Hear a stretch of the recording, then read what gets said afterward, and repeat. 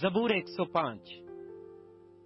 خداوند کا شکر کرو، اس کے نام سے دعا کرو، قوموں میں اس کے کاموں کا بیان کرو، اس کی تعریف میں گاؤ، اس کی مدح سرائی کرو، اس کے تمام عجائب کا چرچا کرو، اس کے مقدس نام پر فخر کرو۔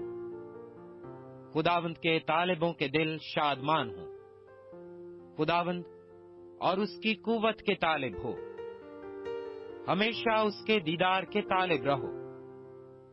ان عجیب کاموں کو جو اس نے کیے، اس کے عجائب اور منہ کے احکام کو یاد رکھو۔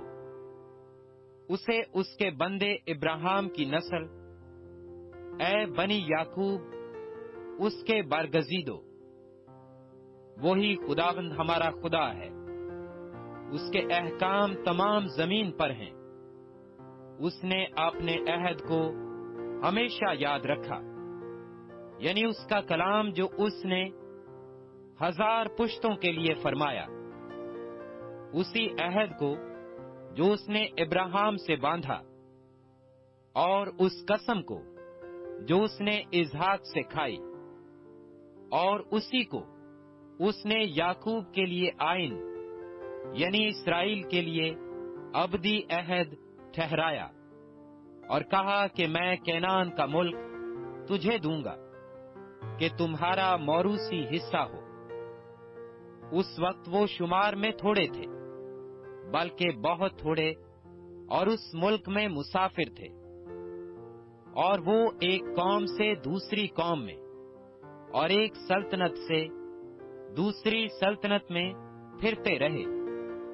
اس نے کسی آدمی کو ان پر ظلم نہ کرنے دیا، بلکہ ان کی خاطر اس نے بادشاہوں کو دھمکایا اور کہا کہ میرے ممسوحوں کو ہاتھ نہ لگاؤ اور میرے نبیوں کو کوئی نقصان نہ پہنچاؤ۔ پھر اس نے فرمایا کہ اس ملک پر قحط نازل ہو، اور اس نے روٹی کا سہارا بالکل توڑ دیا۔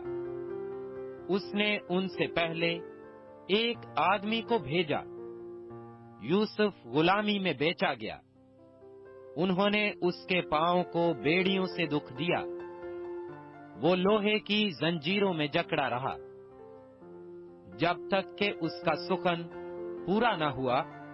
خداوند کا کلام اسے آزماتا رہا، بادشاہ نے حکم بھیج کر اسے چھڑایا۔ ہاں، قوموں کے فرما روا نے اسے آزاد کیا۔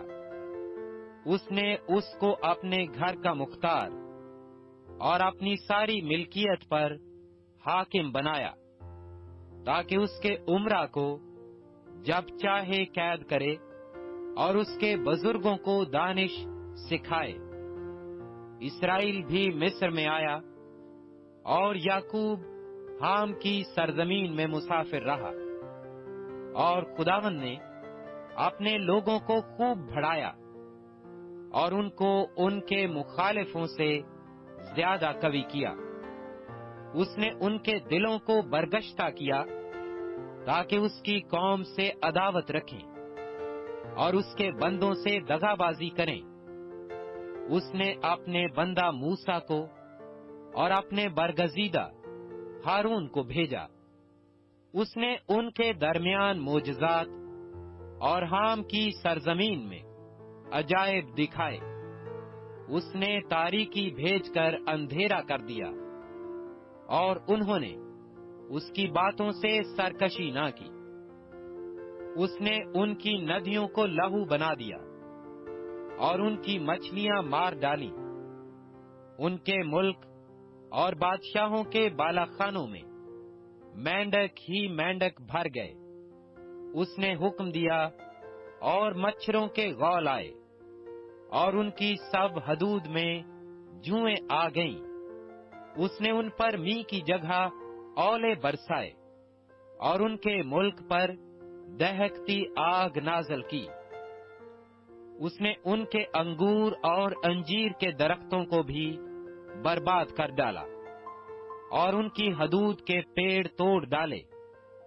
اس نے حکم دیا تو بے شمار ٹڈیاں اور کیڑے آ گئے اور ان کے ملک کے تمام نباتات چٹ کر گئے اور ان کی زمین کی پیداوار کھا گئے۔ اس نے ان کے ملک کے سب پہلوٹھوں کو بھی مار ڈالا جو ان کی پوری قوت کے پہلے پھل تھے، اور اسرائیل کو چاندی اور سونے کے ساتھ نکال لایا، اور اس کے قبیلوں میں ایک بھی کمزور آدمی نہ تھا۔ ان کے چلے جانے سے مصر خوش ہو گیا، کیونکہ ان کا خوف مصریوں پر چھا گیا تھا۔ اس نے بادل کو سائبان ہونے کے لیے پھیلا دیا اور رات کو روشنی کے لیے آگ دی۔ ان کے مانگنے پر اس نے بٹیریں بھیجی اور ان کو آسمانی روٹی سے سیر کیا۔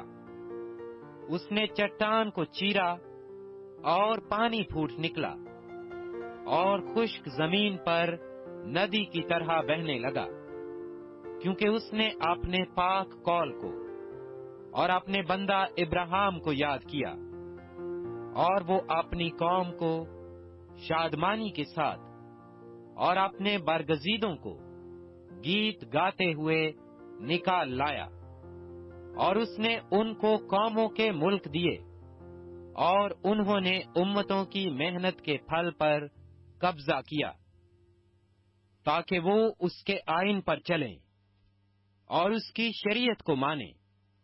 خداوند کی حمد کرو۔